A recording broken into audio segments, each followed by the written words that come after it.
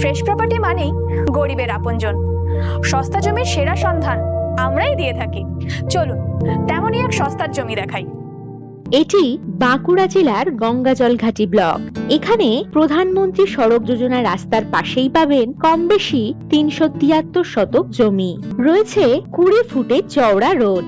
গোটারি, poultry farm, layer farm, farm house বা organic farm করার জন্য দারুণ উপযুক্ত হবে এই জমি।